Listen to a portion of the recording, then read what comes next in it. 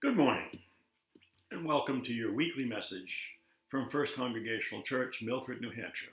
I'm your pastor, Al Hoyt. Today is Thursday, November 12th. Lots of stuff going on as usual. Unfortunately, the virus situation is going in exactly the wrong direction. The number of positive cases we're discovering every day are increasing rather than decreasing. We're keeping a very close eye on the situation and what's going on. We're listening to the governor's and the State Department of Public Health's recommendations. But as it stands right now, I don't see any opportunity for us to get together between now and Christmas. The good news is we have all the readers and candle lighters we need for most of Advent. I'm still working on the Christmas Eve service, but we've got some time for that. So the cookbooks are going fast. Now, if you want one in this first printing, you want to get a hold of the church office as quick as possible. The cookbooks are $25. And part of it is a fundraiser for the church. So I know that there's quite a few people buying multiple cookbooks to use as Christmas gifts. I have started to receive photographs of people's nativity sets with the stories that go with them. If you're going to send me a picture of your nativity set, you can email it to me at the church, or you can drop a picture off with a description on it that tells us about that nativity set. And I'll be putting a video together that will show all of the sets and give a little bit, maybe I'll narrate, or I'll have somebody narrate the descriptions of those nativity sets, just to make it a little more interesting. If you don't know how to send a photograph by email or by your phone, just take a picture, a regular picture, print it out, and either bring it or mail it to the church, and I can incorporate it that way. I would like to have all of the pictures by November 25th. That's the day before Thanksgiving.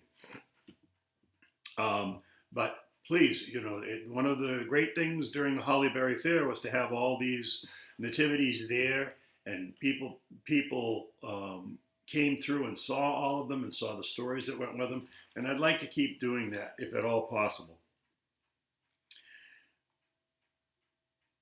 So the question I was asked recently was, what are you doing to get through this time?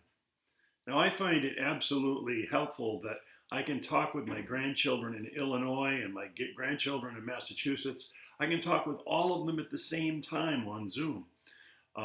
But there's, the fact that we're able to worship together and the fact that we're able to do some of these things are really helpful.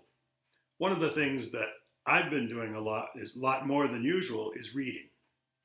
I've always been a big reader, but now I'm reading even more. I'm reading a couple of books a week most days, or rereading things that I really loved.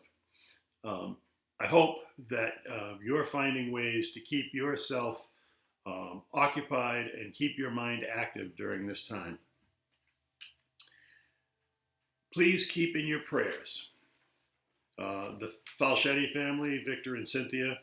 Victor has been moved to a rehabilitation facility. He's not doing well. He's not responding well. He has a major pneumonia, and things are really not looking all that good. So keep them in your prayers. Keep Ellen Dennis in your prayers. She's going in for surgery on the 19th. I'll be going in for minor surgery on the 23rd on my elbow.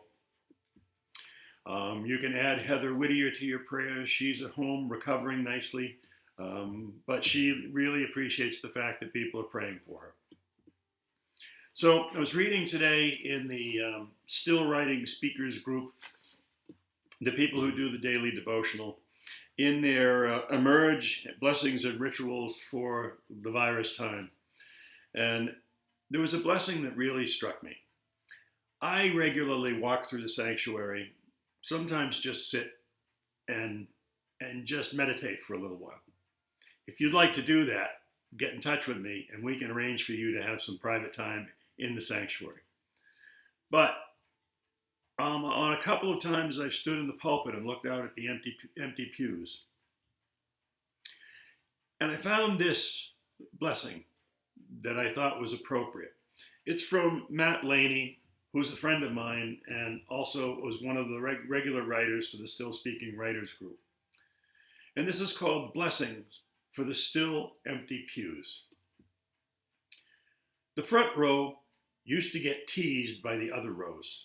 No one sits there, but no more. Never have they all felt so neglected, so lonely. Now there is only the occasional spider. But spiders don't sit, linger, listen, and lounge. Spiders don't have children who kick and fuss and fight. Spiders don't make seats creak with delight. Their hearts aren't quickened by the meeting the great carpenter. Blessed are the church pews, chairs, and benches, welcoming butts, backs, thighs of every shape and size. Without judgment, without complaint, without any preferences. Yet still beaming to be claimed as someone's regular favorite spot. Blessed are all these mercy seats that wait for us, but not alone. Please join me in the Lord's Prayer. Our Father, who art in heaven, hallowed be thy name. Thy kingdom come, thy will be done on earth as it is in heaven.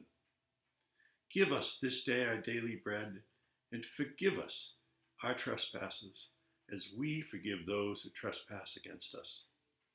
And lead us not into temptation, but deliver us from evil. For thine is the kingdom, and the power, and the glory forever. Amen.